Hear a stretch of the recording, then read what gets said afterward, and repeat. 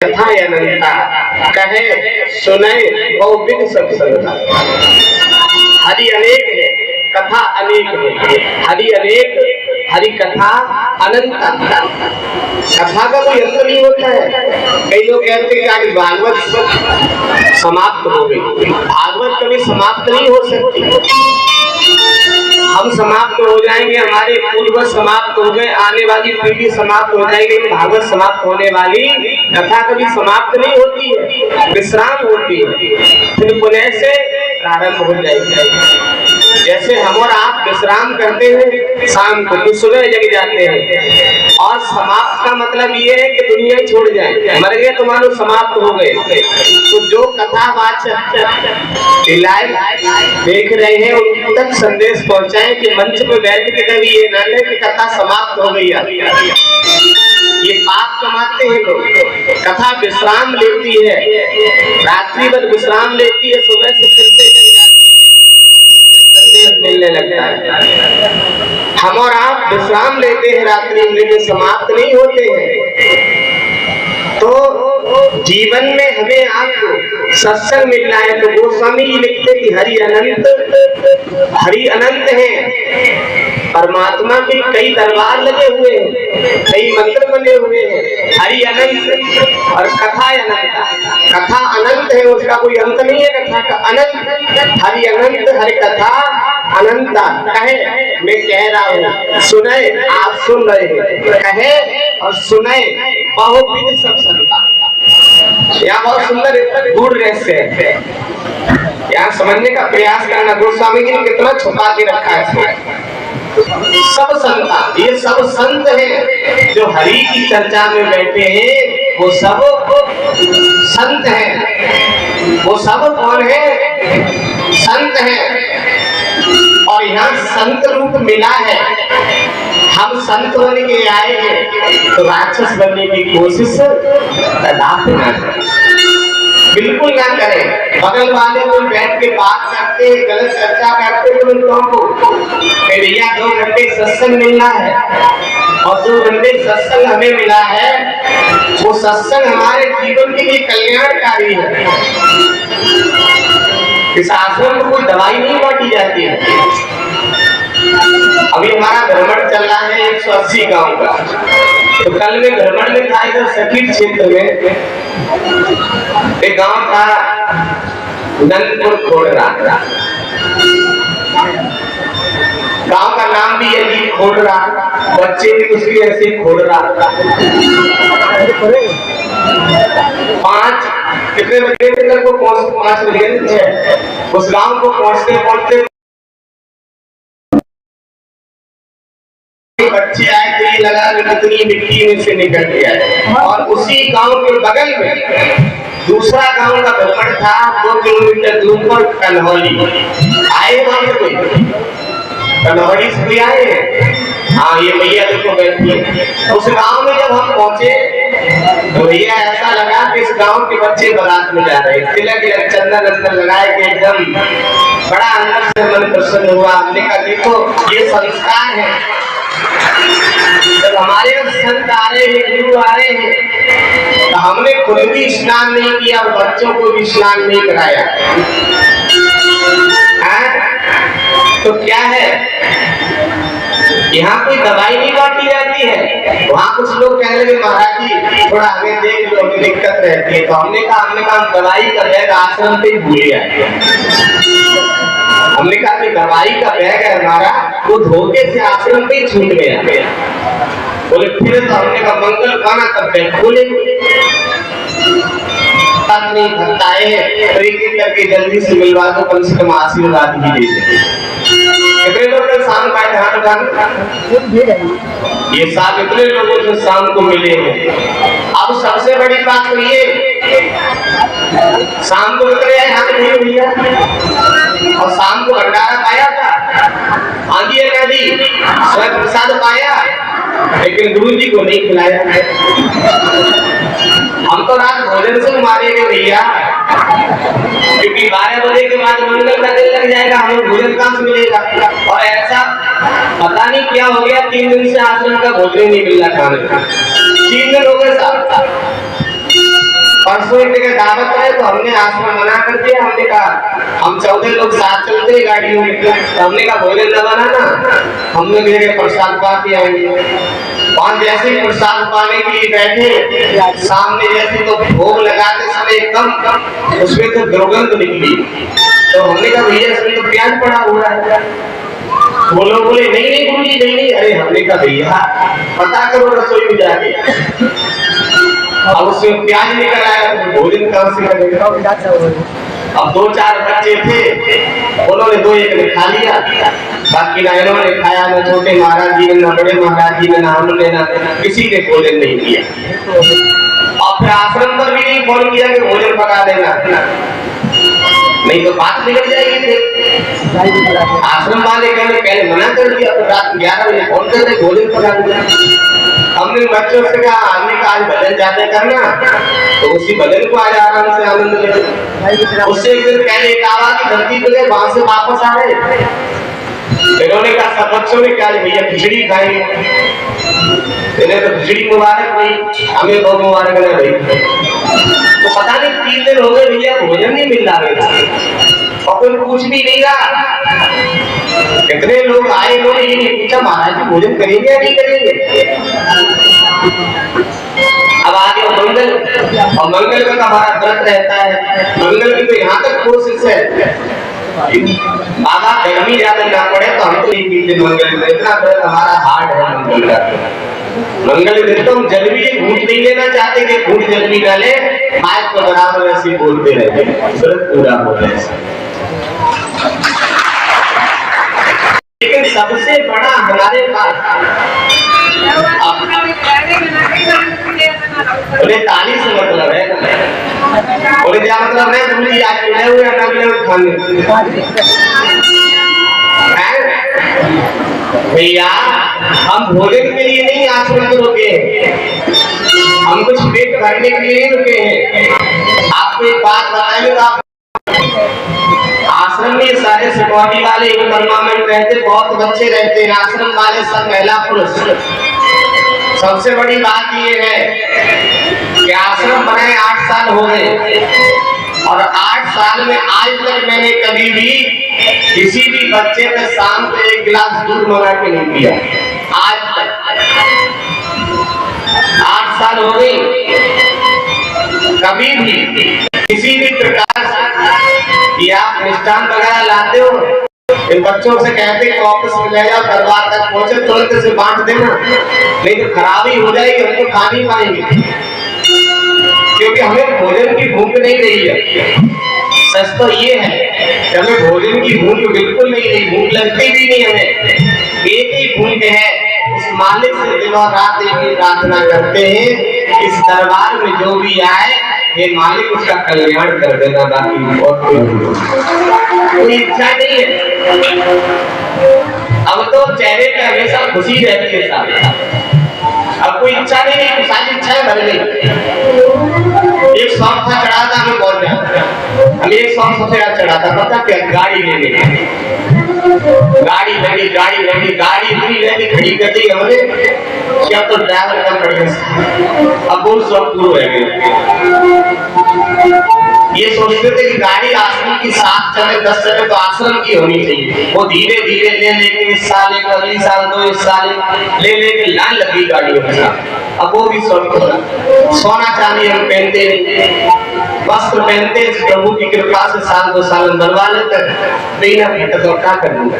एक ही शौक है, एक ही इच्छा है कि हे मालिक इस दरबार से कोई भी दुखी होकर न लौटे, जहां तक कोशिश किसी भी तरह से, और सेवा सबसे बड़ा है। आप लोगों प्रसाद पा दिया सब लोगों, देखो आप यहाँ एक नियम और है, प्रत्येक मंगल संतों को प्रसाद भक्तों को मिलता है, लेकिन संत थोड़े अंत, संत का नाम ही अलग है ना, तो संतों को जो प्रसाद मिलता है, संतों को साथ में 100 रुपए दक्षिणा और दी जाती है आश्रम की तरफ से। चाहे कितने भी संत आ जाए, प्रत्येक मंगल भंडारा और साथ में 100 रुपए दक्षिणा, और ये हमेशा चलता रहेगा।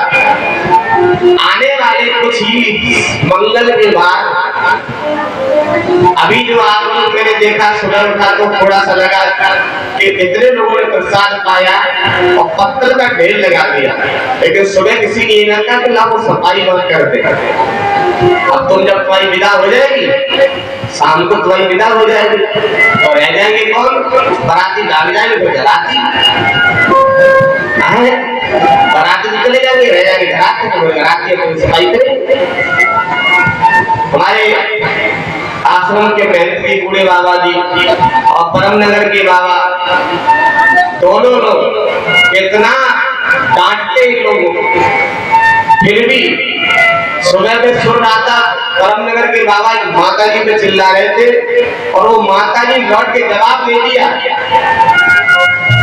ये पहले कई मंगल से कहा जा रहा कि हमारी कुटिया के सामने कोई भी माता जी नहा के अपने वस्त्र चेंज ना करें। और परमनगर के मैंने भी अंदर से देखा तो परमनगर के बाबा ने कहा सीटी मारी, भाग गया है। उस महिला से कहा, उसने मालूम क्या जवाब दिया? देखिए बंद कमरा बनवा दो मार्केट।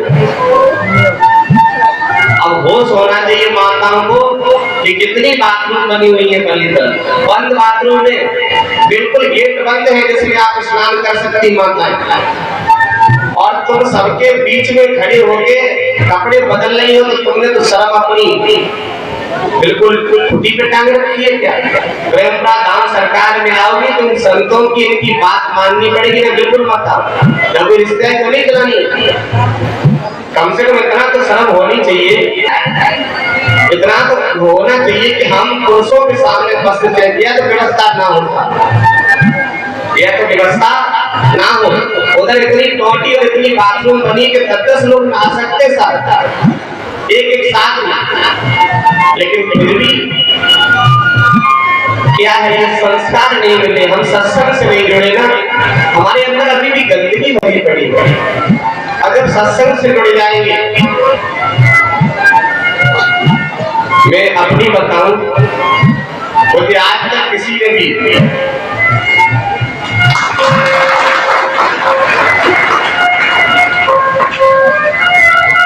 मुझे किसी ने, यहाँ तक कि आश्रम वालों ने भी नाते नहीं देखा, जो आश्रम में परमानेंट वो भी लड़के, और मैं कपड़े बदलता हूँ, हमारे बच्चों ने भी हमें सेंधु बनियान नहीं देखा होगा। आश्रम में रहने वाले कोर्स लोगों ने भी कहला तो बहुत दूर चली गई, मैं इतना सख्त नियम है, मैं बाहर से भी निकलूंगा तो अपने कपड़े अपने हम सेंधु बनियान पहने भीतर घूमे, हमारे बस से बाहर हमारे पिता ने संस्कार नहीं किए, ये हमारे पिताजी संस्कार नहीं दिए कि तुम सेंधु बनियान पहन कर भीतर घूमोगे। और कोई भी आश्रम रहने वाले बेटा या कोई भी बेटी कभी भी मर्यादा के बाहर नहीं जाती है। अरे पता लग जाए गुरु जी आश्रम में प्रथम कमरे से बाहर निकलना ही मुश्किल लोगों का, चाहे बेटा हो चाहे बेटी, कभी किसी को आज तक मारा नहीं, डांटा नहीं है, लेकिन एक मर्यादा है। भैया आप अपनी इज्जत को बचा के रखें। भोजन भजन औरत और दौलत, ये 4 चीजें पर्दा चाहती है। कई माताएं नारायण हो जाती है, गुरु जी कहते हैं कि जीन्स पहन के और टॉप पहन के लड़की अंदर ना आए 20 साल की, ये गलत कहते हैं क्या आप? अगर कोई बेटी जीन्स का पैंट पहने है तो उसके ऊपर कुर्ता पहन के आ जाए तो वो सत्संग सुनने लायक है। अगर जीन्स का पैंट पहने और उसकी उम्र शादी लायक है तो वो ऊपर टी-शर्ट पहन के ना आए। ये नियम हमेशा रहेगा, जब तक अजय दास इस धाम पर है तब तक हमेशा ये नियम चलता रहेगा। कोई भी पुरुष अपने बालों का चश्मा न लगाए और गले पे ईयरफोन न डालेगा। ये पुरुषों के लिए भी है किसी भी तरह से। और रात में 2-3 माताओं को वापस कर दिया, मिला नहीं है। एक माता ऐसे नहीं कपड़े पहनते, क्योंकि मेरा अंदर दरबार लगा, बांध की आओगी, ये साड़ी भी एक 16 श्रृंगार का श्रृंगार होता है। साथ जो 16 श्रृंगार माताओं के होते हैं उसमें साड़ी भी एक श्रृंगार है। तो ये हमने कई बार कहा है माताओं से, लेकिन कुछ माताएं मान लेती हैं और कुछ नहीं मान रही हैं। वो अपनी चलाना चाह रही कि हमारी चलेगी। धाम पर किसी की नहीं चलती है, धाम केवल संतों का होता है। यहाँ आश्रम में रहने वाले भी संत और ये जो संत बैठे तुमसे ज्यादा तो इन्हीं की चलेगी, क्योंकि आश्रम इनका है। आश्रम किसका होता है? संतों का होता है, भक्तों का होता है, लेकिन गलत काम करने वालों का आश्रम नहीं होता है। तो आप अपने घर से बेटा बेटी रिश्तेदार जिसको भी लाते हो उसे ये बता दो कि प्रेमरा धाम सरकार में इस तरह के वस्त्र पहन के एंट्री नहीं मिलेगी। कोई भी लड़का अगर फटा हुआ पैंट जींस का पहन के आए तो गेटमैन से आदेश पहले से हो गया तो उसे अंदर ना आने। यहाँ कोई खाना पूछती ढोंग रवाना नहीं करना है।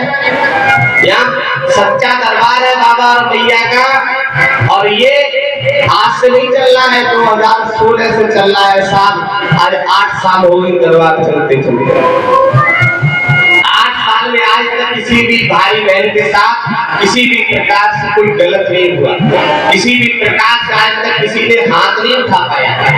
किसी ने किसी के साथ गलत कार्य करने की सोची तब तक भगवान उसे डरे। सबसे कहना है कि सत्संग सुनने से पहले हम थोड़े से नियम अपनाएं।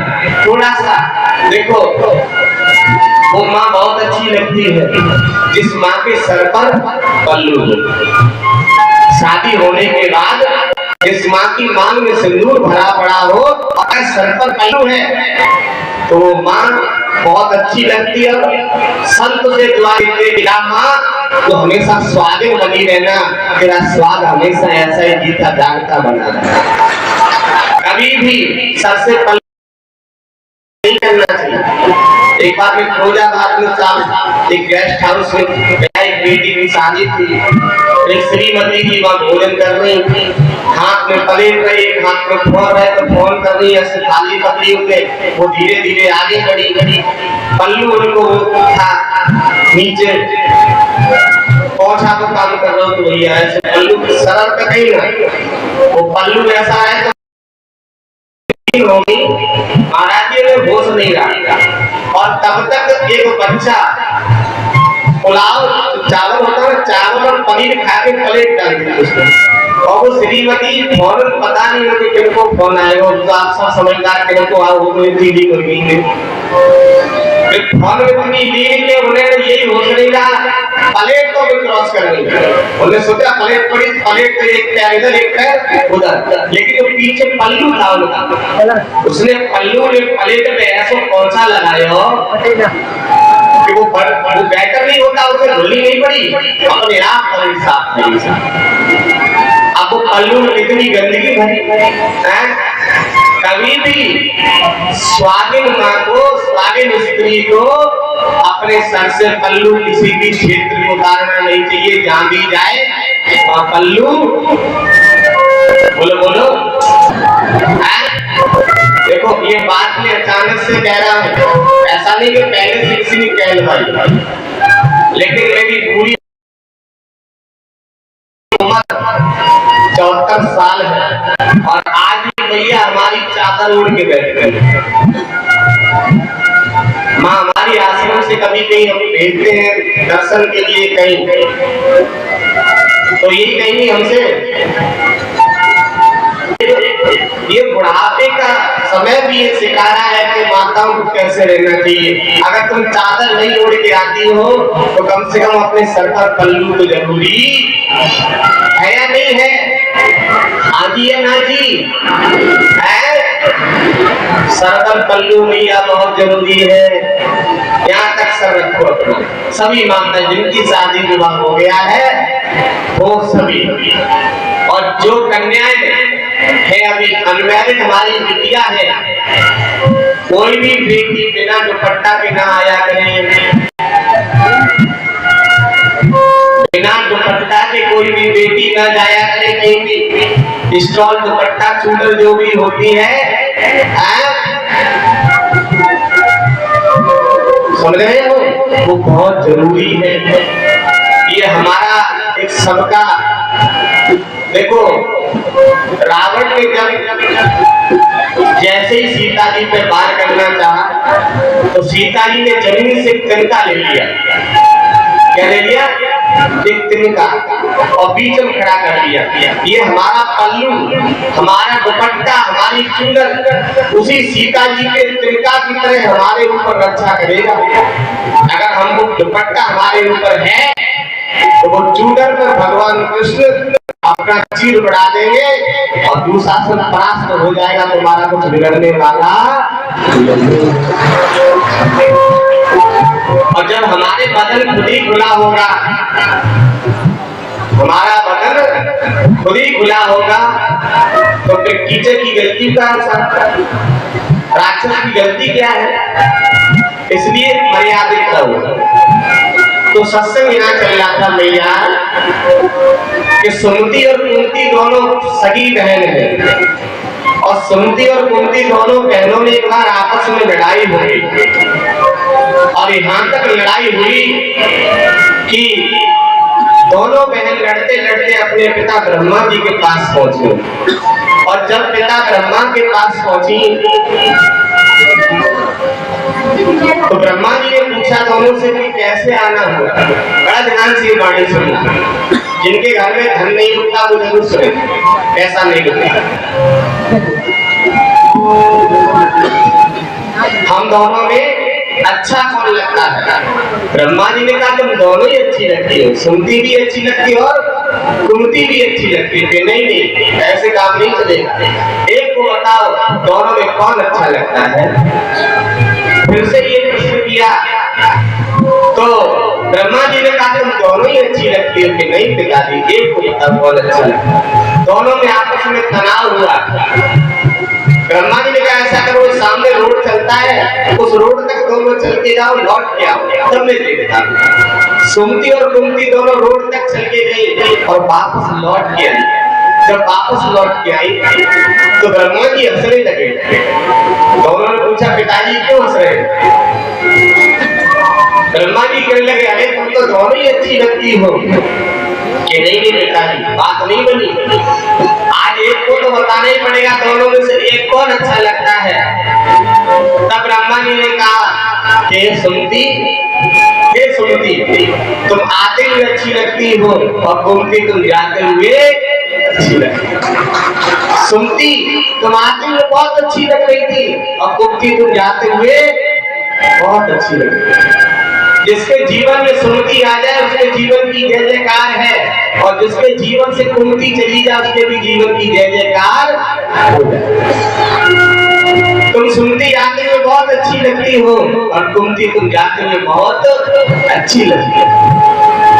हमारे जीवन में सुमति जब आएगी जब हम लोग सत्संग करेंगे। कल महाराज जी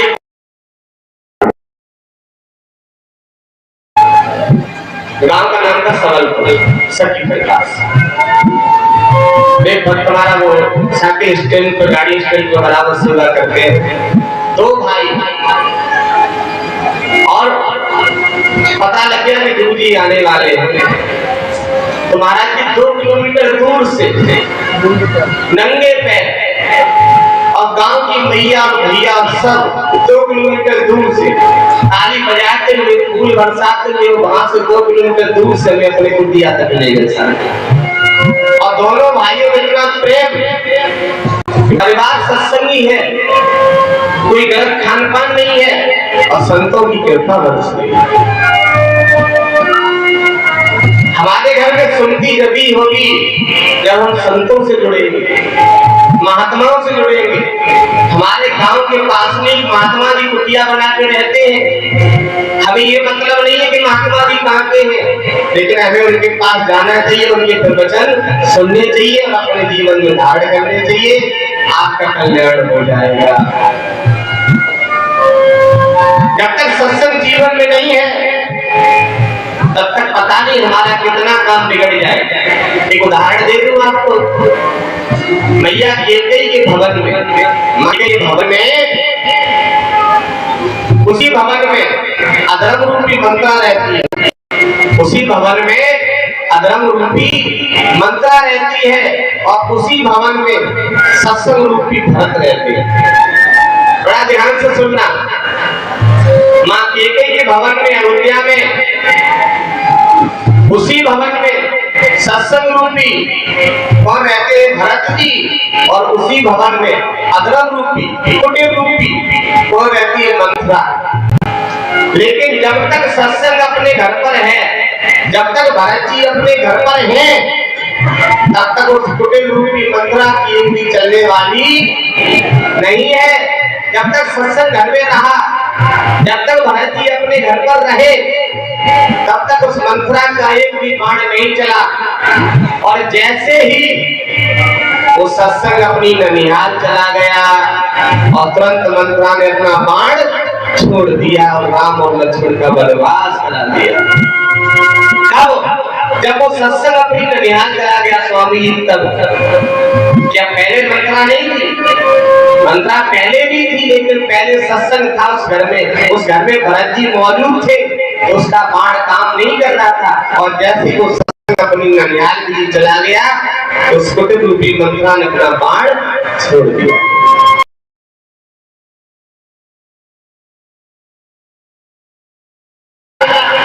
तब तक अड़ोसी पड़ोसी मंथराओं की चलने वाली नहीं है।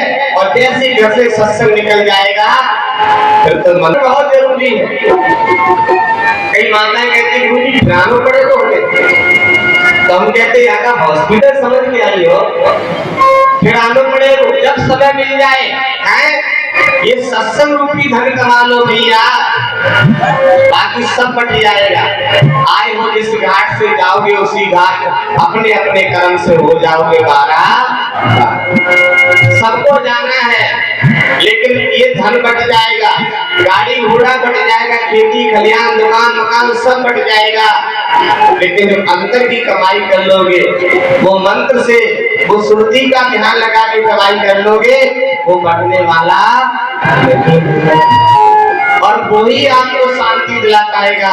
बाकी संसार की कोई ताकत नहीं है जो आपको शांति दिला। जहाँ पे गुरु की कृपा हो जाए, संत की कृपा हो जाए, जहाँ पे कृपा गुरु की होई और ता पर कृपा करे सब कोई, और जा पर कृपा गुरु की ना होई, बा पर कृपा रहे ना कोई। गुरु की कृपा हो जाए, गुरुदेव की कृपा हुई, तो छोटी सी उम्र में भगवान राम ने जाके जनकपुरी में धनुष पर प्रचंडा चढ़ा दी। किसकी कृपा हुई? बोलो बोलो, गुरु की कृपा हुई। बहुत बहुत बड़े बलवान वहां बैठे थे, बहुत बहुत बड़े पहलवान बैठे थे, लेकिन उन पर गुरु की कृपा नहीं थी। और जैसे ही गुरुदेव ने आशीर्वाद दिया, उठाओ राम धन जाओ भव चापा और मैं तो जनक करता, हे राम उठ जाओ। अब किसने कहा? अभी हम कहे जाओ फलाना काम कर देना, तो काम रोके बचेगा, उसे रोकने वाला कोई का लाल। गुरु ने आदेश दिया है, गुरु ने अपनी सारी शक्ति उस काम को छोड़ दी कि जाओ काम हो जाएगा। कई लोग हमसे गुरु जी तो ये बात कहते थे काम हो जाए, वाह क्या बात है, हमारे मुख से निकले फिर तो हुई है। तुम तो एक बार कह दो गुरु जी हम तुम्हारे गए, हम तुम्हारे हैं, तो हम भी कह देंगे काम तुम्हारा हो जाएगा। तो ये कह रहे हैं क्या? उठो राम धन जाओ भव चापा और मैं कहो तात जनक परितापा। उठो राम धन जाओ। लगा कि राक्षस इतने इकट्ठे हैं, फिर भी धर्म की अभी भी जय जयकार है। अब भूप सहज 10 एक ही 12 भूप माने राजा, भूप सहज 10 एक ही 12 और लगे उठावन 10,000 राजा, भूप सहज 10 एक ही 12, एक सहज 1,000 हो जाता। और वहां कितने? भूप सहज 10,000 राजा उठे धनुष को उठाने के लिए, प्रपंचा चढ़ाने के लिए। 10,000 राजा उठे, धनुष हिला भी नहीं। तो गुरुदेव ने सोचा कि अभी भी धर्म की विजय हो रही है। 10,000 राजा लग गए, फिर भी धनुष हिल नहीं रहा है। तब महाराज जनक को थोड़ा सा बुरा लगा। उन्होंने कहा कोई वीर नहीं है दुनिया में, अब कोई वीर नहीं है। तब सावित्री ने कहा उठो राम भंजो भव चापा, देखो तात जनक परितापा।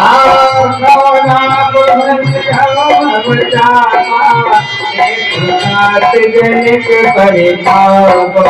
और जैसे ही प्रभु चले तो चलते समय क्या किया?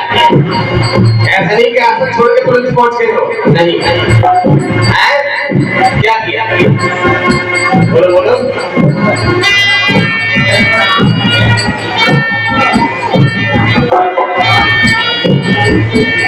किसी को पता क्या किया?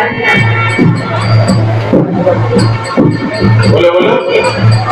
नहीं पता? जय हो। किसका? संतों का। कितना जनसमूह बैठा है साहब, तुम जी भाई बोलते पढ़ ये पकड़ी है बेटा। लेकिन यहाँ बात फंसी तो सब मुंह की तरफ देख रहे हैं और भगवान बैठे हैं। तो मैंने कहा क्या क्या किया उन्होंने? जब आदेश मिला तो ऐसा नहीं कि तुरंत चल दिए हो, चले नहीं। गुरु को प्रणाम मन ही मन कीना और लग रूप लग जाता और छोटा समझ के धनुष उठाई लेना, छोटा समझ के धनुष को तुरंत उठा लिया। गुरुदेव को प्रणाम किया तो वो धनुष बढ़ा नहीं रहा स्वामी जी, ऐसे ऐसे अंगुली से उठा के प्रपंचा। कब गुरुदेव ने आशीर्वाद दिया, लेकिन शिष्य ने क्या किया? गुरुदेव को प्रणाम मन ही मन कर लिया। और जब गुरुदेव को प्रणाम मन ही मन किया तो गए और उसी धनुष पर प्रशंसा चढ़ा। सब राजा देखते रह गए, सब राजा देखते रह गए। और जैसे धनुष पर प्रशंसा चढ़ी तो परशुराम जी भागे। परशुराम क्रोधित हो आए, दुष्ट भूप मन में हर्षाए। परशुराम क्रोधित हो आए, दुष्ट भूप मन में हर्षाए। अब यहाँ गोस्वामी जी बहुत कुछ छुपा के लिख रहे हैं। परशुराम क्रोध में हर्षा लेके आए, परशुराम क्रोधित हो आए, लेकिन प्रसन्नता किसको हुई? दुष्टों को जो वहां बैठे हुए थे। उन्होंने कहा सही रहा, अभी देखना इसका सर काटा जाएगा। परशुराम क्रोधित हो आए, दुष्ट भूप मन में हर्षाए। खूब खुशी है, अभी देखना बहुत बड़ा बलवान बन रहा है, बहुत बड़ा बलवान बन रहा है। देखना अभी फंसे से काट दिया जाएगा। तो प्रभु का नंबर भी नहीं आता तक लखनलाल बीच में मिल गए। कहाँ जा रहे हो? बोलने की किसकी हिम्मत हुई ये धनुष तोड़ने की? लखनलाल ने कहा एक धनुष पुराना धनुष टूट गया, इसलिए क्यों परेशान हो? हमने छोटे में तो बहुत धनिया तो टूट गई। बोलने का मूर्ख बालक, ये तो धनुष पिनाक की हड्डी का बना हुआ था, ये सादा धनुष है। आपस में दोनों लोगों में तनाव बढ़ा। जब तनाव बढ़ा तो भगवान राम ने सोची इधर कौन है? ब्राह्मण और इधर शेषनाग अवतारी, दो का दोनों नहीं खाएंगे। ये है रघु अवतारी परशुराम, इधर शेषनाग अवतारी लक्ष्मण, और दोनों भिड़ गए तो पृथ्वी उलट-पलट हो जाएगी। दोनों भिड़ जाएंगे। इधर रघु के अवतार कौन है? परशुराम जी रघु अवतार में आए। इधर शेषनाग के अवतार कौन है? लखनलाल। दोनों के बीच में कौन पहुंचे? प्रभु राम। तो क्या कहा? लक्ष्मण बचन ध्यान मत दीजिए, जो कुछ दंडदास को दीजिए। लक्ष्मण बचन ध्यान मत दीजिए, जो कुछ दंडदास को दीजिए। अरे प्रभु क्या कर रहे हैं? छोटा सा बच्चा है, हमारा भाई है, इनके बच्चों का ध्यान मत दो। धनुष मैंने तोड़ा, पापी मैं हूँ, जो कुछ दंड देना मुझे दो। उन्होंने कहा क्या नाम है तुम्हारा? हमारा नाम राम। हमारे नाम की तुमने कॉपी कर ली है, हम परशुराम और तुम राम। तो अपने आप को वीर समझने लगे हो कि नहीं हम तो आपके दास हैं। और जब किसी व्यक्ति से गुस्सा में अगर तुम निर्बल होकर बोलो तो आपको पावर और बढ़ जाता है। परशुराम जी ने और गुस्सा दिखाया तो भगवान ने वहां एक बात कही, भगवान ने वहां एक बात कही कि प्रभु आपको याद नहीं होगा, ये देखिए क्या। तब परशुराम जी से कहा क्षमा मर्द को चाहिए छोटन को उत्पात और का विष्णु का घट गया जब भृगु ने मारी। ये अभी भी निशान मिटे नहीं है। आप प्रभु के अवतारी थे, मैं विष्णु था। आपने सीने में लात मारी फिर भी हमने कुछ भी नहीं कहा, लेकिन आज रणभूमि में ललका रहे हो, बताइए क्या सेवा करें, क्या सेवा करें। आप आज जो कहोगे वो करने के लिए तैयार है, क्योंकि ससुराल की बात लोग का खाना भैया। प्रभु ने सोचा कि आज तो नहीं माने तो होगा तो देखा जाए, जब समझा रहे नहीं माने उन्होंने कहा बताइए आज दास को जो बताओगे दास को करने के लिए तैयार है। परशुराम जी ने अपना धनुष बाण दिया और कहा कि इसमें धनुष पर ये अमोघ बाण है, इस पर अगर तुम बाण चढ़ा दोगे तो हम मान लेंगे कि तुम विष्णु के अवतारी। जब प्रभु ने उसमें बाण चढ़ाया और बाण चढ़ाया तो परशुराम का ये क्या हुआ, वो डर से दिखाई देने लगा विष्णु के रूप में। बोले मैं पहचान नहीं पाया। भगवान ने कहा पहचान नहीं पाया वो तो बात की बात, ये बता जो बाण का चलाया तुम्हारे ऊपर, ये बाण तुम्हारे ऊपर या तुमने जो पुण्य प्राप्त किए उनके ऊपर या तुमने जो आने जाने की शक्ति प्राप्त की है उसके ऊपर, उसको नष्ट कर दो। परशुराम जी ने कहा नहीं, या तुम्हारे अंदर जो अहंकार भरा पड़ा उसको नष्ट कर दो। तो परशुराम जी ने कहा ये बाण मेरे ऊपर न चला और हमारे आने जाने की शक्ति को खत्म करना, क्योंकि मेरी प्रतिज्ञा है कि हम रात्रि में कभी भी भूमि को विश्राम नहीं करते हैं, हम रात्रि में जाके पर्वत पर विश्राम करते हैं। आने जाने की शक्ति की हमें बहुत आवश्यकता है, लेकिन आप अपना बाण चला दीजिए, हमारे खत्म कर दीजिए उस अहंकार को, हमने जो पुण्य प्राप्त किए थे वो खत्म कर दीजिए। भगवान ने बाण पूरा खींचा, बोले किधर छोड़ दूं बताइए, बोले पूर्व दिशा में छोड़ दीजिए। किधर? पूरब। किधर का अहंकार खत्म कर दिया? पूरब दिशा। आप कानपुर की तरफ जाइए तो सुंदर मीठी बोली मिलेगी सुनने, अहंकार नहीं है कानपुर देवरिया कुशीनगर संत कबीरनगर जितना आगे बढ़ोगे पूरब में अहंकार खत्म। और एक अलीगढ़ बुलंदशहर चले जाओ, एक आकर एक आ जाओ, इतनी गंदी भाषा, इतना अहंकार, क्योंकि भगवान ने अहंकार इधर का खत्म कर दिया। ये बाण कहाँ चढ़ाया था? नेपाल की धरती पर जनकपुरी में बाण चढ़ाया, वहां से बाण छोड़ा पूरब दिशा, वहां छोड़ा पूरब दिशा। लेकिन वहां पर भगवान ने बात बहुत सुंदर की है, प्रभु हम तीन लोगों को कभी हाथ नहीं उठाते हैं, किस पर? गौ, स्त्री और ब्राह्मण। और सच्चा जो नर होगा वो कभी भी तीन लोगों पे हाथ नहीं उठाएगा।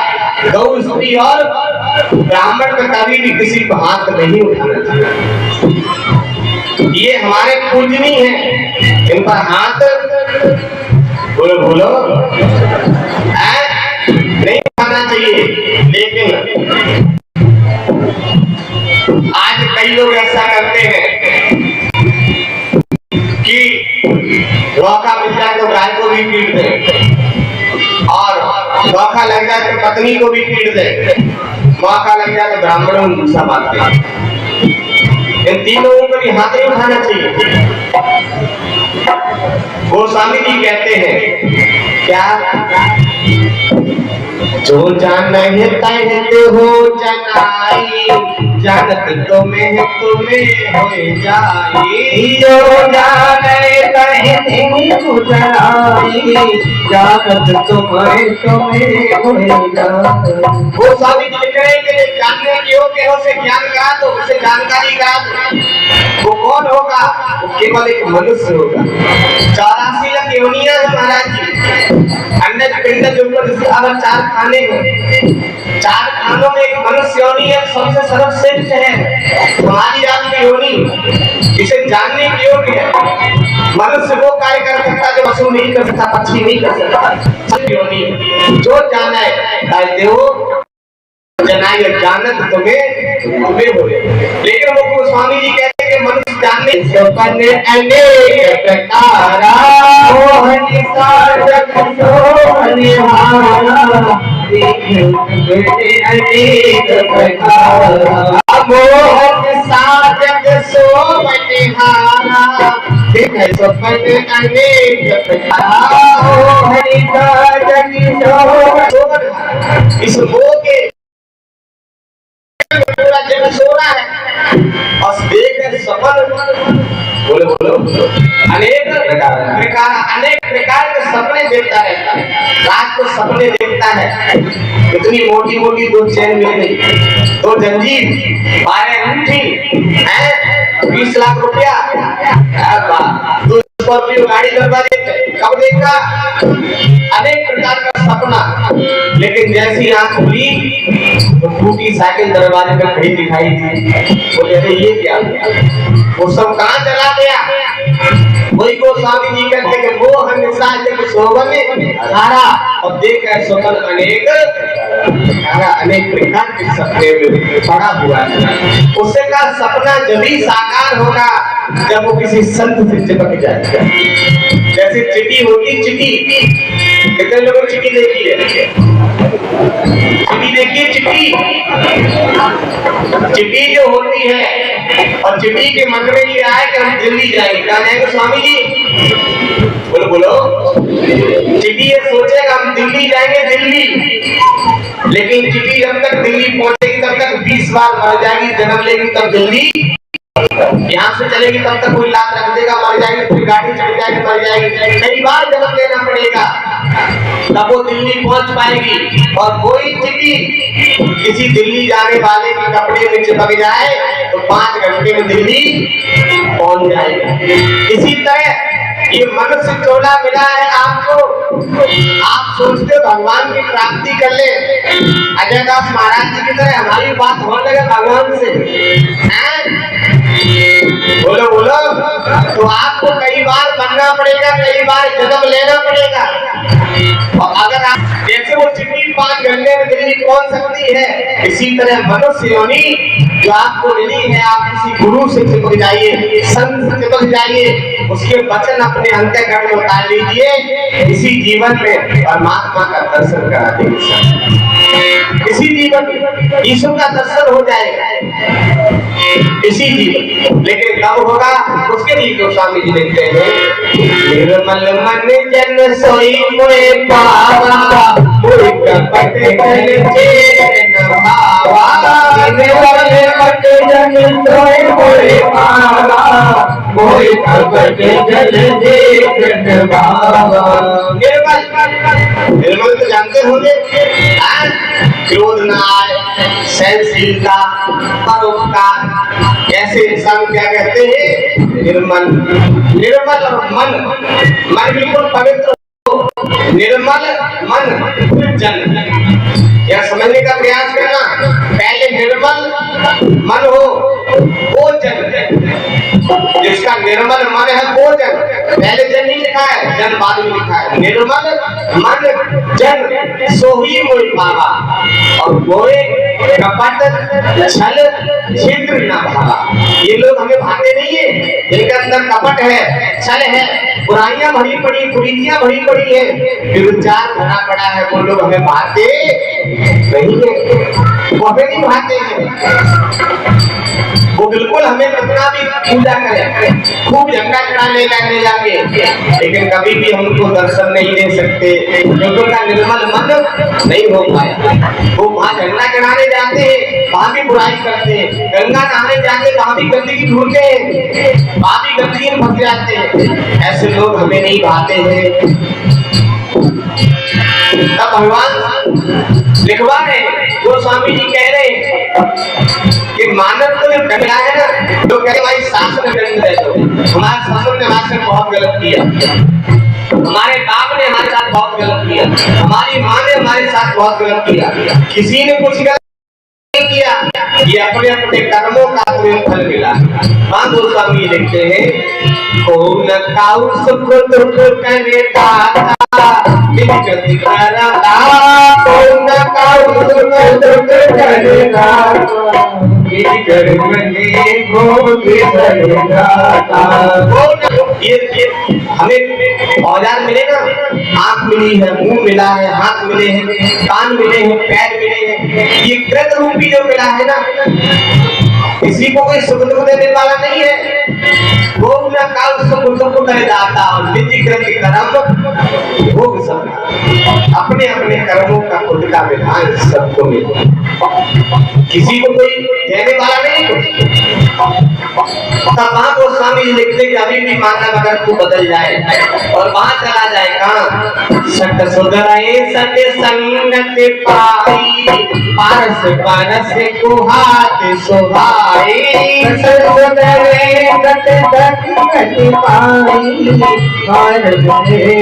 पाई, जहाँ पर सबका सुधार हो रहा, सत सुधरे सत संगत पाई, ऐसी संगत में बैठ जाके प्रेम प्राधान सरकार में जाके तुम ये ना देखना कि आश्रम कैसा है, गुरु जी कैसे हैं, वहाँ के लोग कैसे हैं, केवल वाणी पर ध्यान रखना बच्चा। सत सुधरे सत संगत पाई, पारस, पारस तो जानते होंगे, पारस नहीं जानते क्या होता पारस? पारस जैसे कि किसी को स्पर्श करता है, बड़े से बड़े कार्य हमारे धर्म में आ जाते हैं, बड़ा बड़ा दर्द हमारा चला जाता है। कल भैया शाम को हमारे पास गई, बता रही थी गुरु जी हमारे एक बहुत बड़ी गांठ थी, आपके पास आने से गांठ खत्म हो गई, वो आई नहीं आई। एक कल शाम का देखो गांठ थी, कहाँ है पेशी में गई,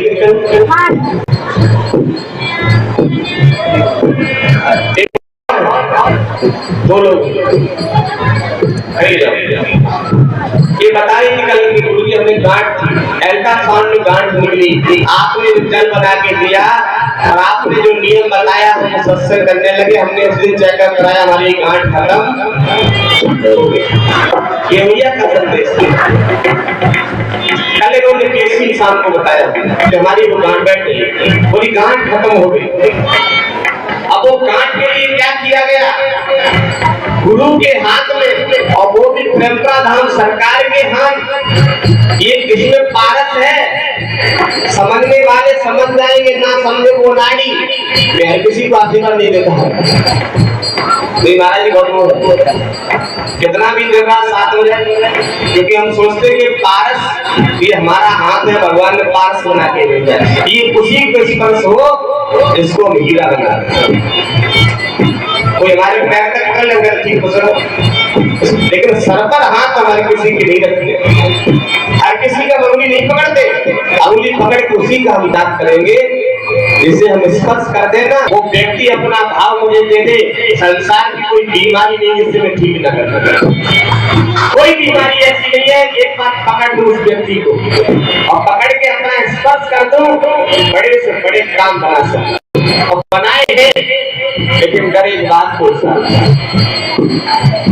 क्या सत्संग के विवेक नहीं होती, और प्रभु की कृपा के बिना कोई कार्य हमारा शुरू नहीं हो सकता, सुलभ नहीं हो सकता। मकान बनवा लेंगे ताकत लगा के तो पलस्तर नहीं होगा, पलस्तर भी करा लेंगे ताकत लगा के तो पुताई नहीं होगी, पुताई भी करा लेंगे ताकत लगा के तो फर्श नहीं होगा, और फर्श भी करा दिया, पत्थर भी लगवा दिया ताकत लगा के अपनी, लेकिन वहां में खेलने वालों ना आए वो खेल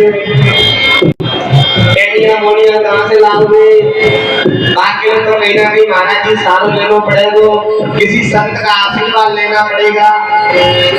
मकान तो बना दिया, पत्थर लगवा दिया, लेकिन अब हमें जब तक दो बच्चा खेले ना तब तक घर शुरू ला गया,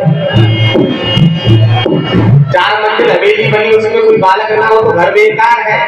भाई झोपड़ी पड़ी और 3 बच्चा छोटे छोटे खेल रहे हो तो फिर देखो हीरा मालूम पड़ेगा, हीरा मालूम पड़ते है साहब हैं। तो ये संत का सारा किसी न किसी मोड़ पर तो लेना ही पड़ेगा।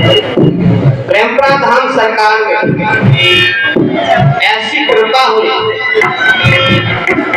हमारी बुआ जी अभी हमारे पास बैठी थी, पिताजी और गुरु जी का आपस में रिश्ता हुआ और पिताजी गुरु जी का रिश्ता हुआ जैसे कुछ बहनों ने हमें भाई मान लिया, त्योहार में राखी बंधन करती है जिनके भाई नहीं थे। इसी तरह बुआ जी के कोई भाई नहीं थे, पिताजी को भाई मान के और वो कर्तव्य आपस में निभाया गया। इसमें जबकि बुआ जी की और पिताजी की उम्र जमीन आसमान का फर्क है। कितनी उम्र? जमीन आसमान का फर्क, दूनी उम्र। बुआ जी मानो पिताजी की बेटी के बराबर उम्र, लेकिन रिश्ता कभी उम्र नहीं मिलता। रिश्ता में केवल पवित्रता होनी चाहिए। हम लोग भी बात कर रहे थे तो हमने कहा बुआ जी ये पिताजी और गुरु जी का रिश्ता है और मैं ये चाहता हूँ कि रिश्ता अमर हो जाए ताकि पिताजी और गुरु जी की आत्मा जहाँ भी हो वो कहेंगे देखो आज भी रिश्ता बरकरार चल रहा है, ये आज भी रिश्ता बरकरार चल रहा है। बुआ जी ने मंच में है प्रवचन देने लगे, तुम्हारे भतीजी नहीं हाँ।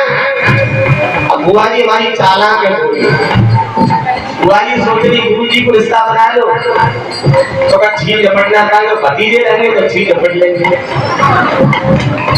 भाई बुआ से तो हर कोई छीन झपट सकता है, माँ से हर कोई छीन झपट सकता है, कुछ भी खाने की छीन लो और गुरु जी बन जाए थोड़ी मर्यादा रखनी पड़ेगी। लेकिन मैं तो एक बात कहता हूँ यहाँ बैठे गंगा जी, कोई भी रिश्ता बनाओ उसमें स्वार्थ से दो। आज हम लोग को याद आ रहा वो पर याद आ रहा है कि गुरुजी और पिताजी ने रिश्ता बनवाया और वो रिश्ता गुरुजी पिताजी के बाद हम लोग चला रहे हैं। तो भगवान से प्रार्थना करेंगे कि हम लोगों के बाद भी वो रिश्ता आवाज चलता रहे, ये गुरुदेव का रिश्ता है। पिताजी के सामने आज बुआ जी से हम कह रहे हैं, पिताजी के सामने गुरुजी मालूम क्या कहते थे?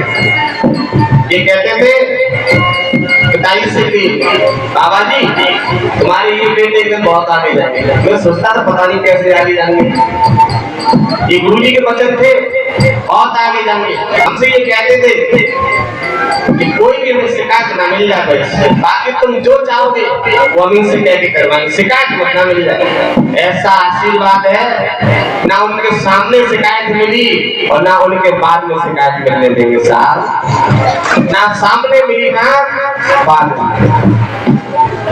कभी भी कोई रिश्ता स्वार्थ से ना बनाना, निस्वार्थ। और देखो भाई और बहन का रिश्ता तो अजीब है, भैया बहन में तो लड़ाई हो जाए, लड़ाई हो तो एक दूसरे के पीछे हो जाए, एक गिलास दूसरे के पीछे भैया बहन लड़ जाए। लेकिन भाई कितना भी क्रोध में आ जाए, बहन कभी भी अपने भाई के लिए गलत नहीं सोच सकती, बहन कभी भी गलत नहीं सोच सकती। और बहन से भाई कुछ भी कह ले, लेकिन जब वो डोली उठा के जिस दिन विदा करता है ना, हम जहाँ घूसो मारते करते, हम जहाँ से लट जा करते, हम जाके चीज छीने खा लेते, चुराई खा लेते। आज हमारी बहन हमसे दूर जा रही है। संसार की कोई ताकत नहीं है, चाहे वो बहन ससुराल में रखो और चाहे तुम विदेश में ले जाओ, लेकिन जब तक वो बहन जिंदा रहेगी तब तक भाई के लिए प्रेम हमेशा कभी कम नहीं होता, कभी भी कम नहीं होता। तो ये रिश्ता जो बना है, ये रिश्ता आप सबने जो बनाया है, इसे पवित्रता से रखो। या बीमारी समझ के ना आप लोग बैठो, एकदम सत्संग समझ के, और हम आपको अपना समझ रहे, आप अपना समझो और सत्संग बैठे। यहाँ से जाओ घर तो पोटरी बांध के ले जाओ छुपा के, किसी रिश्तेदारी मत रुका करो सत्संग करने के बाद, क्योंकि दरबार जब लगता है तो यहाँ बाबा भैया जब बरकत बांटते हैं, वो बरकत अपने घर तक ले जाया करो। अगर लेट हो जाओ तो आश्रम में ही रुक जाओ, यहाँ खाने की रहने की सब व्यवस्था है, कल सुबह उठो तो चले जाओ, लेकिन यहाँ से किसी रिश्तेदारी मत रुका करो, क्योंकि यहाँ की बरकत अगर रात में तुम किसी रिश्तेदारी में रुक गए तो बरकत का फल उस रिश्तेदारी में चला जाएगा। तीर्थ करके कभी भी कहीं रिश्तेदारी में मत जाओ, पहले सीधे अपने घर पर आओ, उसके बाद जाओ, तीर्थ का फल तभी मिलेगा। तो गोस्वामी जी क्या कहते हैं, बिन सत्संग विवेक न होई, राम कृपा बिन सुलभ न सोई। बिन सत्संग विवेक न होई, राम कृपा बिन सुलभ न सोई। बिन सत्संग विवेक न होई, राम कृपा बिन सुलभ न सोई। बिन सत्संग राम कृपा बिन सुलभ न सोई। बिना सत्संग के जीवन बेकार है, जीवन बेकार है। बिना सत्संग के जीवन कैसा है बता दे, कैसा है?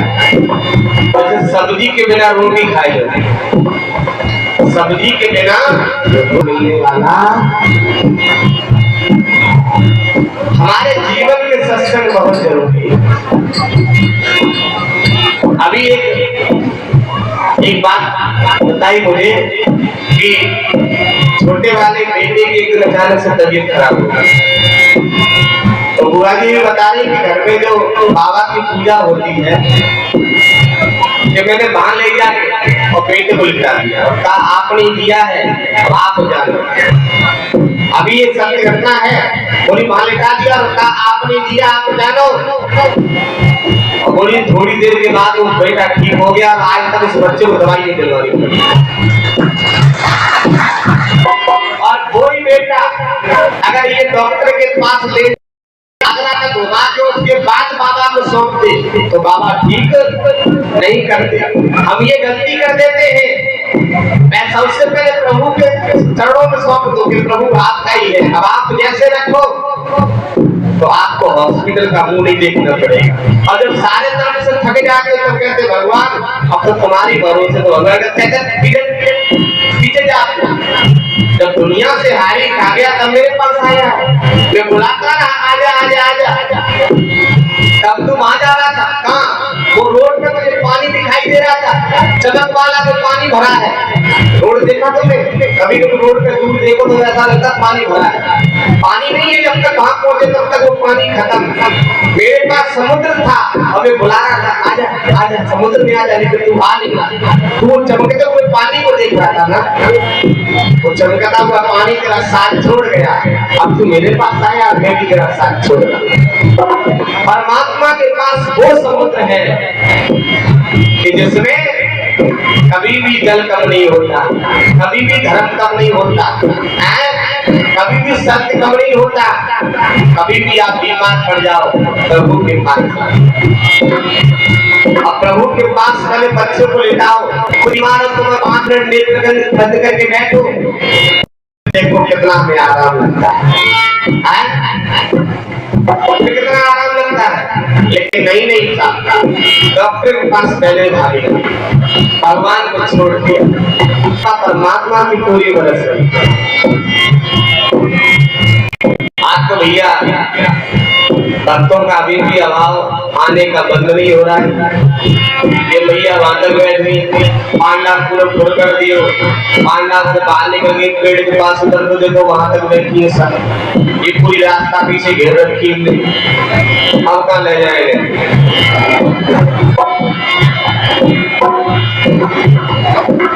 तो ये लगा हुआ है, उस पर 3 सेट और कसवाया जाए और 5 डालर बनाया जाए। जल्दी आया करो, 5 डालर जगह मिलेगी। लेकिन दाम की तो जय जयकार दिनों दिन बढ़ती चली जा रही है। सबसे बड़ी बात इस दाम की ये है कि देखो एक मंदिर के लिए सीमेंट भी लाया और अभी तक सरिया भी लाया, सरिया भी लाया और मंदिर के लिए सीमेंट भी। भगवान हे गुरुदेव, भगवान ये मंदिर के लिए इतना सहयोग कर रहे थे, इनके घर पर हवेली बनवा देना, कोई भी अभिलाषा ना रहे, पूरी आशा पूरी कर। जो मंदिर के लिए देखो सरिया और सीमेंट दोनों चीज लाए, इनकी सारी अभिलाषा पूरी करें। मंदिर किसी के घर नहीं है, मंदिर किसका घर है?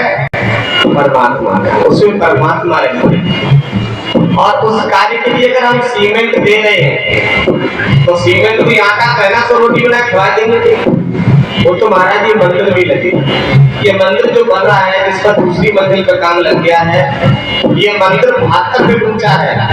इसका नक्शा बन के आया 72 फीट ऊंचा, और मैंने नक्शा बनाने वालों से कहा था, मैंने ऐसा नक्शा बना दे वो मंदिर दिखाई दे रहा भारत बैंक का दाम सरकार का, जल्दी होगा। शरीफपुर से फिर रास्ता नहीं पूछनी पड़ेगी, वहां से दिखाई देगा। और इस मंदिर में इतनी हैवी लाइटें लगवाएंगे रात्रि के समय तो 2-4-10 किलोमीटर दूर से वो लाइटें दिखाई देती, केवल तैयार होना। और बहुत मजबूत है, जमीन में कई फीट नीचे जमीन से इसके पिलर भरवा के, जमीन से बहुत जमीन में कई क्विंटल लोहा अंदर लगवा दिया, क्योंकि इसकी ऊंचाई बहुत ज्यादा है। ऐसे कार्य के लिए अगर हम 1 बोरी 2 बोरी सीमेंट या 1500 ईंट दे रहे हैं, ये भूली को नहीं दे रहे हैं, ये दिमाग से निकाल, हम मंदिर बनवा रहे हैं, हम भगवान का स्थान बनवा रहे हैं, तो भगवान हमारा स्थान जरूर। आने वाले समय में टेम्परा धाम सरकार में हम कोई भी ऐसा तीर्थ दर्शन नहीं छोड़ेंगे, कोई ऐसी मूर्ति नहीं छोड़ेंगे जिसका यहाँ पर तीर्थ दृष्टि ना लगे। अभी कम से कम मेरे विचार से 20 मूर्तियां लग चुकी हैं। ये जितनी भी जगह अगर पड़ी है, इतने सारे मंदिर ही बने हुए, सारे अभी भी मंदिर इतने बन चुके और बनते रहेंगे।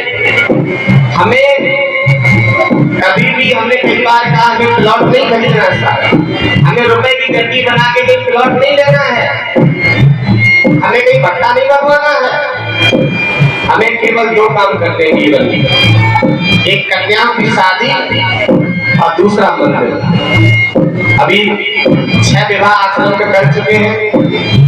आने वाले समय पर किसी के क्षेत्र में कोई गरीब कन्या हो, फिर से विवाह करने अब जा रहे हैं कन्याओं के, और पिछले 6 विवाह किए तो उसमें तो सामान और दावत दी, और अब की बार प्रत्येक बेटी को मोटरसाइकिल और देंगे साथ, ठीक है। जिस किसी की बेटी हो, हर बेटी को मोटरसाइकिल और देंगे। बेटा के दुनिया का द्वारा घूमे, लेकिन बेटी किसी की कुआरी न घूमे। ये धाम भले आपको लगता है कि रोड से हटके है, आने वाले 5 साल के बाद इसे इतना सुंदर हम कई ऐसे भक्त किसी को धाम की याद आती है, हाथ उठाना। और मेरी याद किसको आती है? इधर वाले, हाँ मैं मालूम तुम्हें तो यही है। दोबारा से याद आती है, किसकी याद आती है? मेरी याद रहे ना रहे, मेरी याद करो ना करो, धाम की याद करते रहना। प्रेम हमसे मत करना, प्रेम पूरा धाम से करना, तुम्हारी जय जयकार हो जाए।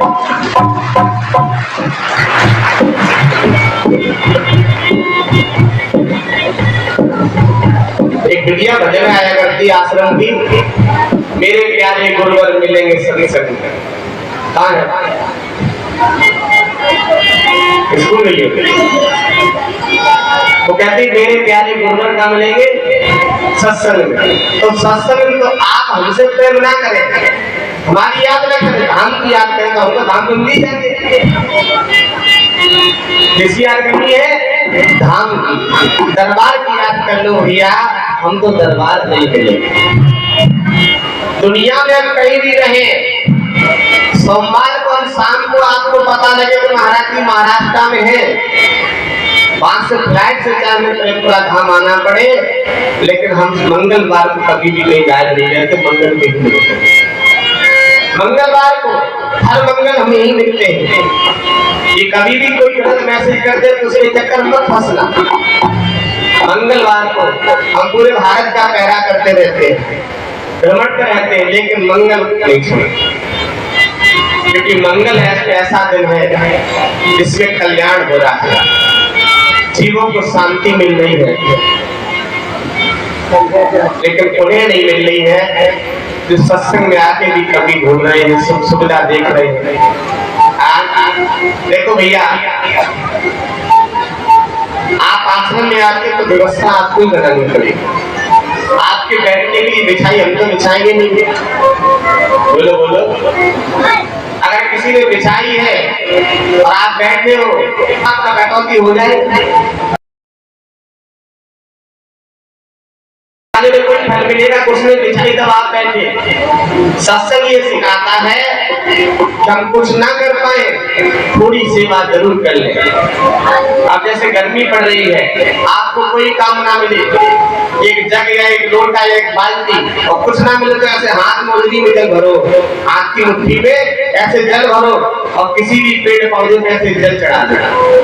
एक बाल्टी पानी लगा दो पेड़ पौधे में, तो पेड़ पौधे पर जितने भी देवी देवता विराजमान है वो आपको खो दुआ देंगे। एक वृक्ष 10 पुत्र समाना, एक वृक्ष 10 पुत्र समाना। 10 पुत्र इतना आपको लाभ नहीं दे सकते, आपकी जय जयकार नहीं कर सकते, एक वृक्ष इतनी आपकी जय जयकार करा देगा। जब आया करो लो, ये पेड़ पौधे लगे इनमें थोड़ा सा जल डाल दिया करो। और ये ना कि गुरुजी ने कहा है तब, हम सब पढ़े लिखे हैं तो मूर्ख बनने की कोशिश ना करें। अपने घर पर रसोई पकती है, माता जब भोजन पकाती हो तो एक चुटकी आटा गाय को डाल दिया करो, या गाय को रोटी दे दिया करो कैसी सीखी हुई।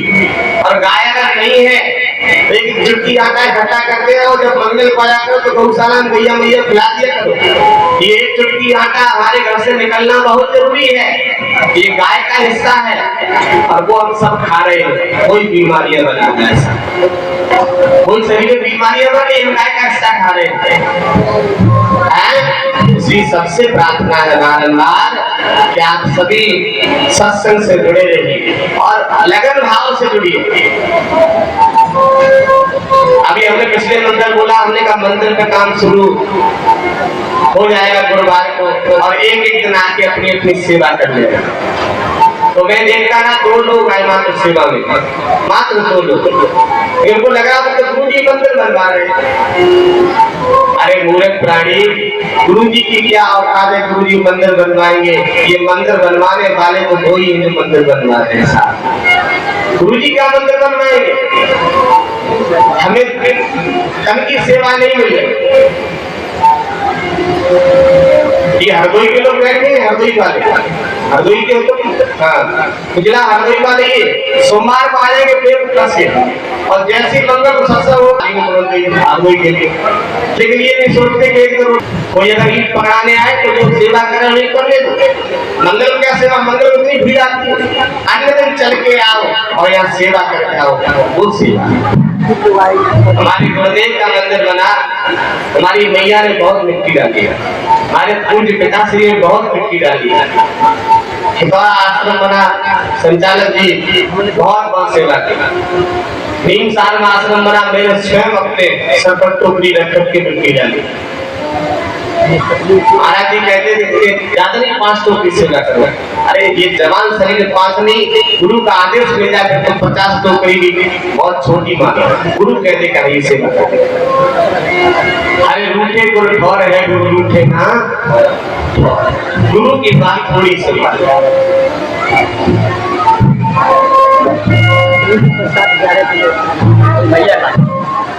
रखवा देना ठीक है।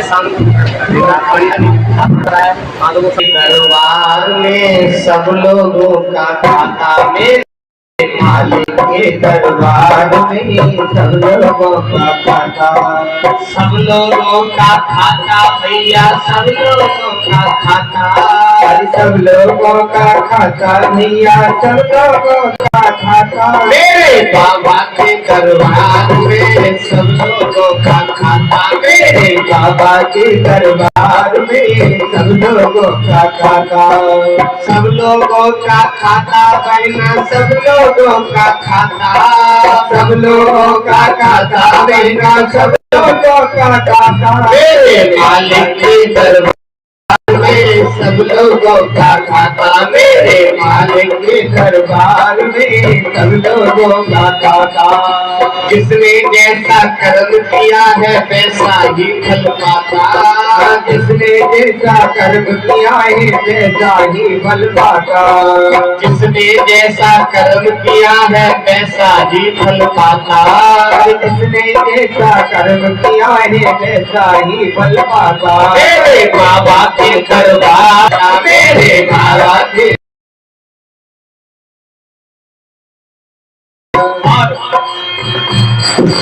क्या साधु क्या संत गिरस्ती, क्या राजा क्या रानी, क्या साधु क्या संत गिरस्ती, क्या राजा क्या रानी, क्या साधु क्या संत गिरस्ती, क्या राजा क्या रानी, क्या साधु क्या संत गिरस्ती, क्या राजा क्या रानी। प्रभु की पई में लिखी हुई है सबकी कर्म कहानी, सबकी पई में लिखी हुई है सबकी कर्म कहानी, प्रभु की पई में लिखी हुई है सबकी कर्म कहानी, प्रभु की पई में लिखी हुई है सबकी कर्म कहानी। पड़े पड़े को जमा खर्च का, पड़े पड़े को जमा खर्च का सही हिसाब लगाता, मेरे बाबा के दरबार में सब लोगों का खाता, मेरे बाबा के दरबार में सब लोगों का खाता, सब लोगों का खाता भैया, सब लोगों का खाता, सब लोगों का खाता भैया, सब लोगों का खाता। मेरे मालिक के दरबार में सब लोगों का खाता, मेरे मालिक के दरबार में सब लोगों का खाता। और कुछ लोग चाला गाते हैं, कुछ लोग चाला गाते हैं, किसी किसी गांव के बड़े बड़े लोग चालान केसरी नगरा के प्रदीप बड़े चालान, केसरी नगरा के प्रदीप बड़े चालान, बीकापुर के अजय सिंह बड़े चालान, कई कई लोग बड़े बड़े चालाक, लेकिन भगवान के दरबार में चालाकी चलने वाली उनके दरबार में चालाकी चलने वाली नहीं चले, उनके घर निस्बत नहीं चले चालाकी, नहीं चले गणपति निस्बत नहीं चले चालाकी, नहीं चले उनके घर निस्बत नहीं चले चालाकी, नहीं चले उनके घर निस्बत नहीं चले चालाकी। उनकी अपनी लेन देन की बड़ी रीत है बाकी, उनकी अपनी लेन देन की बड़ी रीत है बाकी, उनकी अपनी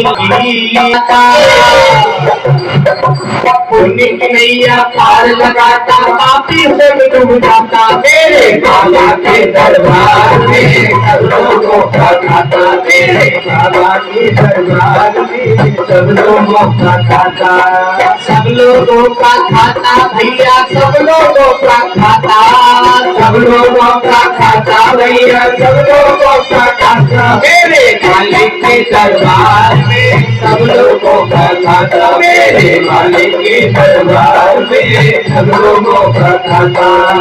और जो चालाकी दिखा के ये गुरु से बिना बता के चले जाते हैं उनके लिए कानून बहुत बड़ा है।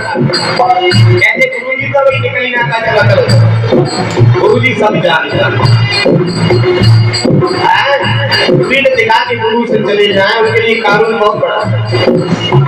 बड़े बड़े कानून प्रभु की बड़ी बड़ी मर्यादा, बड़े बड़े कानून प्रभु की बड़ी बड़ी मर्यादा, बड़े बड़े कानून प्रभु की बड़ी बड़ी मर्यादा, बड़े बड़े कानून प्रभु की बड़ी बड़ी मर्यादा। किसी को कौड़ी कम नहीं देता, किसी को दबड़ी ज्यादा, किसी को कौड़ी कम नहीं देता, किसी को दबड़ी ज्यादा, किसी को कौड़ी कम नहीं देता, किसी को दबड़ी ज्यादा, किसी को कौड़ी कम नहीं देता, किसी को दबड़ी ज्यादा। इसीलिए वो सारे जग का, इसीलिए वो सारे जग का भक्त श्रेष्ठ कहलाता। मेरे बाबा के दरबार में सब लोगों का खाता, मेरे बाबा के दरबार में सब लोगों का खाता, सब लोगों का खाता भैया, सब लोगों का खाता, सब लोगों का खाता भैया, सब लोगों का खाता। मेरे बाबा के दरबार में सब लोगों का खाता, मेरे बाबा के दरबार में सब लोगों का खाता। और इसके दिमाग में चलता है कि हम तो कमरे में बंद है, भगवान यहाँ से और गुरु यहाँ का है। हम तो कमरे में बंद है, गुरु यहाँ क्या देख लेंगे। हम कमरे में बंद बैठ गुरु जी का, हम तो फोन पे सुन कर रहे, गुरु जी का देख रहे। करता वही हिसाब सभी का एक आसन पे, करता वही हिसाब सभी का एक आसन पर टिके, करता वही हिसाब सभी का आसन पे टिके, करता वही हिसाब सभी का एक आसन पर टिके। उसका फैसला कभी न बदले, लाख कोई सर पटके, उसका फैसला कभी न बदले, लाख कोई सर पटके, उसका फैसला कभी न बदले, लाख कोई सर पटके, उसका फैसला कभी न बदले, लाख कोई सर पटके। समझदार तो चुप रहता है, समझदार तो चुप रहता है, मूर्ख शोर मचाता। मेरे बाबा के दरबार में सब लोगों का खाता, मेरे बाबा के दरबार में सब लोगों का खाता, सब लोगों का खाता भैया, सब लोगों का खाता, सब लोगों का खाता भैया, सब लोगों का खाता। मेरे मालिक के दरबार में सब लोगों का खाता, मेरे मालिक के दरबार में सब लोगों का खाता। जो मैंने अभी बताया, लोग ये सोचते कि गुरु जी का देख रहे होंगे, गुरु जी का देख रहे होंगे, क्या समझ रहे होंगे। कमरा में बैठे बुराई करो से कमरा के बाहर कोई कैसा कार परमात्मा दे देते कि एक बात बताते रहते, लेकिन गुरु इतनी मर्यादा में रहते कि वो हर समय वो बात नहीं कहते, वक्त पड़े पे तुम्हें याद दिला देंगे कि तुमने ये बात नहीं। उजली करनी कर ले बंदे, कर्म न करियो काला, उजली करनी कर ले बंदे, कर्म न करियो काला, उजली करनी कर ले बंदे, कर्म न करियो काला, उजली करनी कर ले बंदे, कर्म न करियो काला। लाख आंख से देख रहा है तुझे देखने वाला, लाख आंख से देख रहा है तुझे देखने वाला, लाख आंख से देख रहा है तुझे देखने वाला, लाख आंख सब लोगों का खाता भैया, सब लोगों का खाता। मेरे बाबा के दरबार में सब लोगों का खाता, मेरे बाबा के दरबार में सब लोगों का खाता। बोलिए भगवान सरकार की जय, भैया की जय, भगवान की जय हो।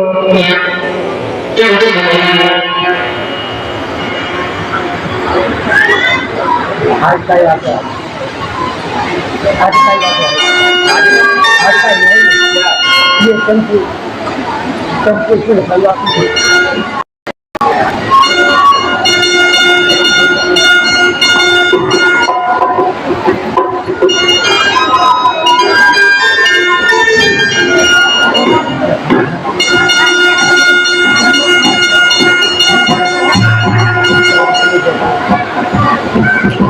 ये मेरे पास कार्ड आया, इसमें लिखा है रौरी से प्रेमपुरा धाम सरकार प्रत्येक मंगलवार को एक टेम्पो जाता है जिसमें भक्त प्रेमपुरा धाम सरकार के आते हैं।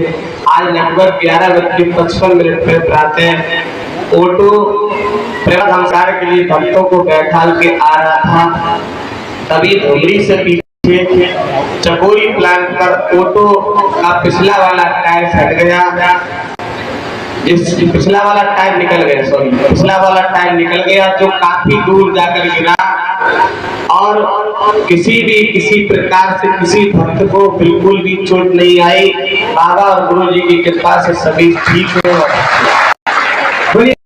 राम सरकार की, गुरुदेव महाराज की।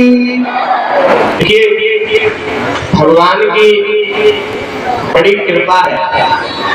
अभी आपने सुना होगा कि गंगा नहाने जा रहे एक ट्रैक्टर पलट गया था जिसमें 30-35 लोग खत्म हो गए। उसमें निबुआ गांव पड़ता है छरावल के पास। तो निबुआ गांव से एक व्यक्ति आते हैं, उनका क्या नाम है? नहीं, निबुआ से जिनके पास वो गाड़ी है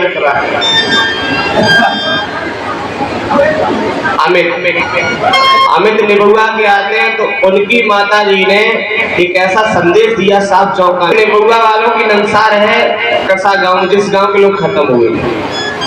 और जब वो ट्रैक्टर पलटा उस समय अपना कार्यक्रम चल रहा था नंगला डांडा, और नंगला डांडा के बाद कार्यक्रम था। तो ये पागलपन है। प्रेमपुरा धाम वाले भक्त तो चारों तरफ अग्नि जल जाए, बीच में खड़ा हो बाकी बच जाएगा।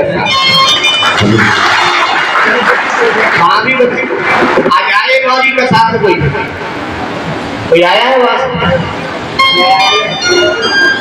नहीं, जहाँ के लोग खत्म हुए थे वो कसास गौरी कोई है। तो ये कहा कि गुरु जी ने अपने भक्त पे कृपा कर दी, उन पे क्यों ना कृपा करिए।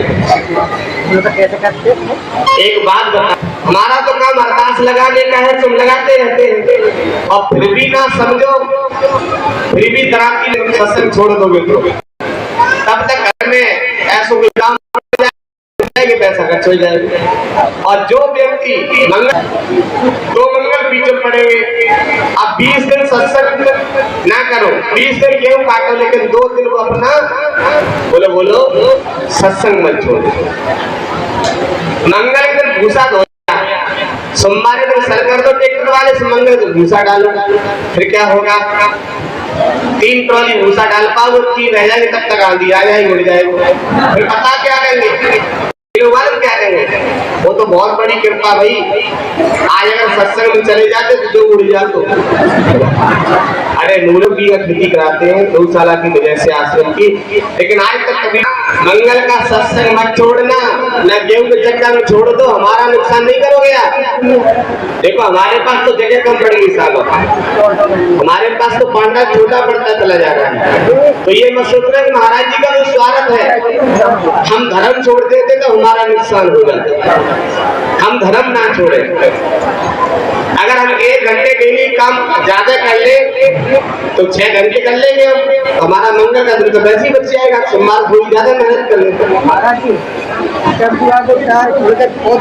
बोल दिया हमारे पास कार्ड आ गया, 1 घंटा ले जाके मंदिर चला, ठीक है। ये बहुत जरूरी है हम सभी के लिए। क्या? सत्संग, सत्संग, सत्संग। एक घड़ी आदि की बुनियाद, और गोस्वामी संगत साधु की हरे कोटि अपराध। वो संतों का साथ मिले और एक घड़ी आती की पुण्य वो स्वामी सन्नत साधु के हरे कोट संतों का साथ मिल जाए, सत्संग मिल जाए। ठीक है, तो कितने किसान लोग हाथ उठाइए, किस किसके खेत में गेहूं खड़े, ऊंचे हाथ उठा दो, और ऊंचे और ऊंचे, सबके गेहूं खड़े हैं।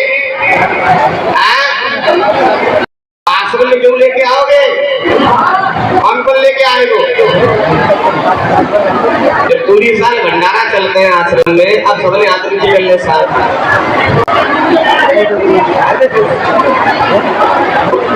देखो, बैसाख में जो गल्ला इकट्ठा होता है धान का, और कोई गल्ला पूरी साल गैया से लेके इतने भंडारे प्रतिदिन भंडारा चलता रहता है, ये कोई गल्ला इकट्ठा हो जाता है उसके द्वारा। और बैसाख में लास्ट समय बहुत विशाल कार्यक्रम भी होने जा रहा है कि 24 साल 51 कुंडी यज्ञ 7 दिन तक बराबर फिर चलेगा।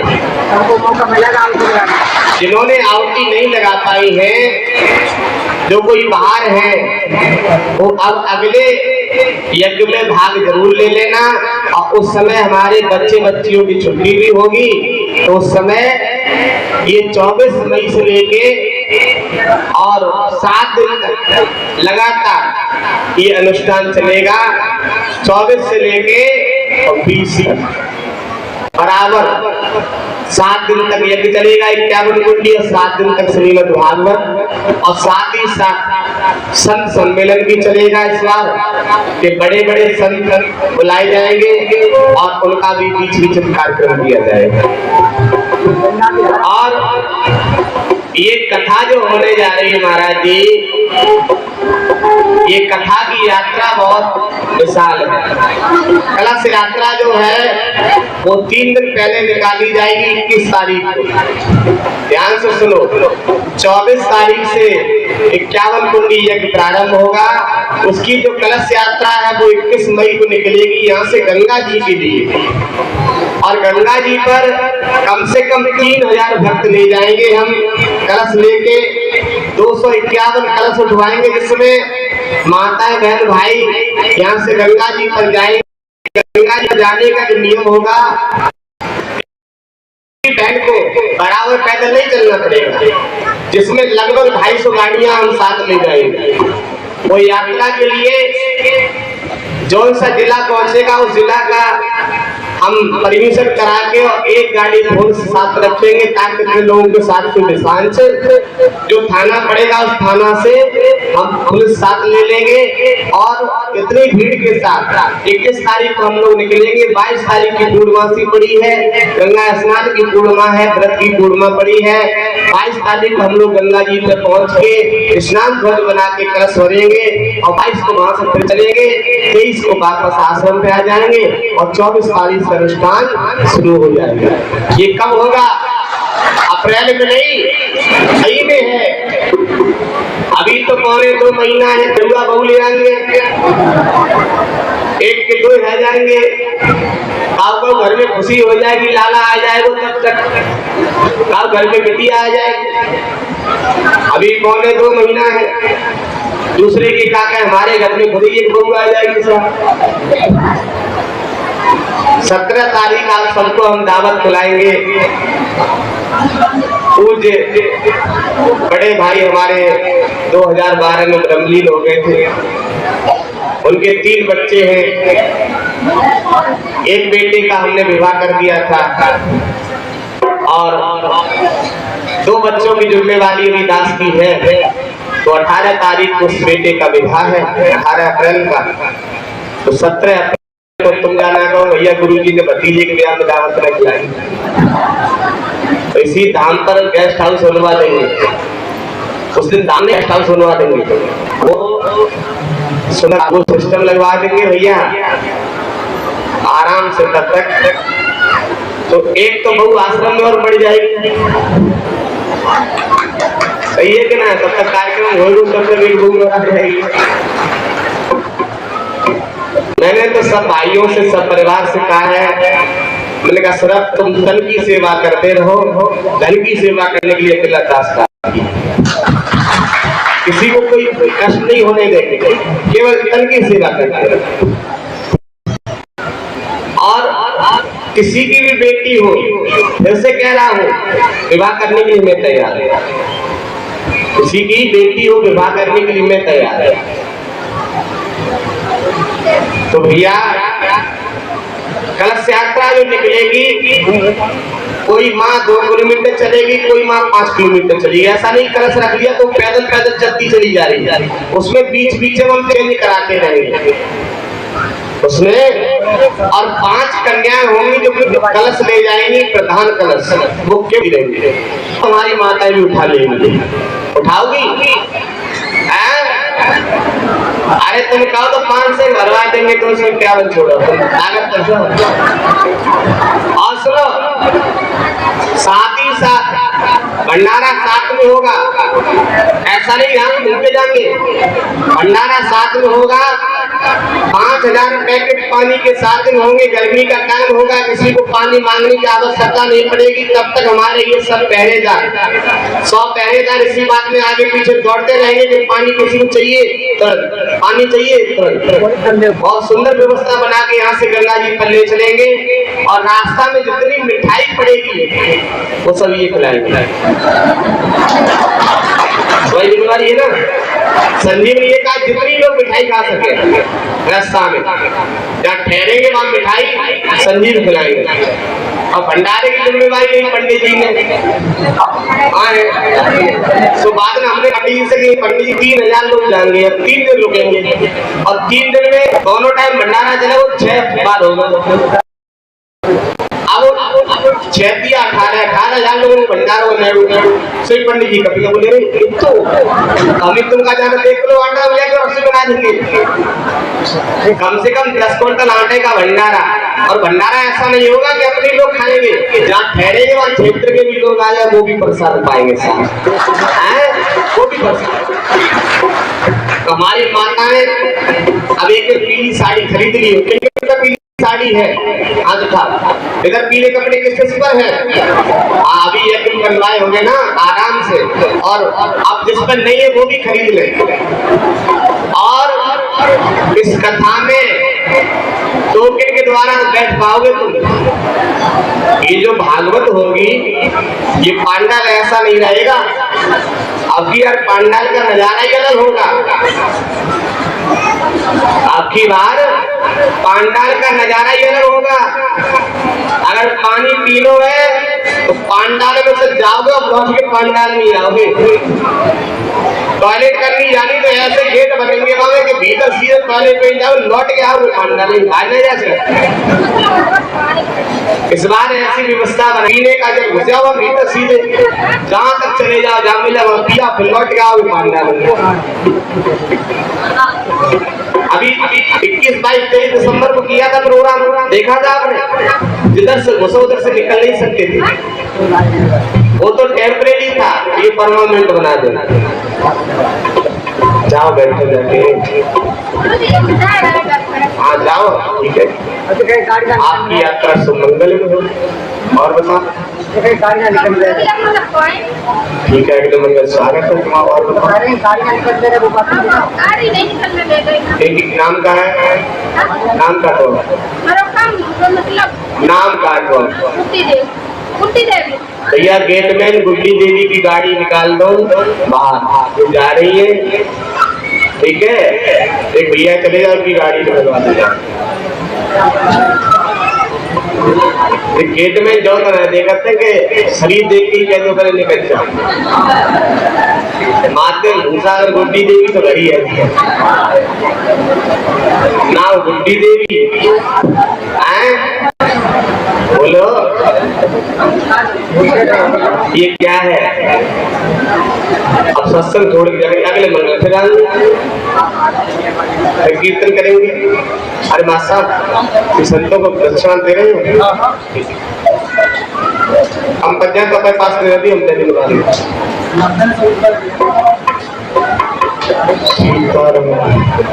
जय जय सिया राम, जय जय सिया राम, जय जय सिया राम, जय जय सिया राम, जय जय सिया राम, जय जय सिया राम, जय जय सिया राम, जय जय सिया राम, जय जय सिया राम, जय जय सिया राम, जय जय सिया राम, जय जय सिया राम, जय जय सिया राम, जय जय सिया राम, जय जय सिया राम, जय जय सिया राम, जय जय सिया राम, जय सिया राम, जय जय सिया राम, जय सिया राम, जय जय सिया जय जय सिया राम, जय जय सिया राम, जय सिया राम, जय जय सिया राम, जय जय सिया राम, हर हर महादेव।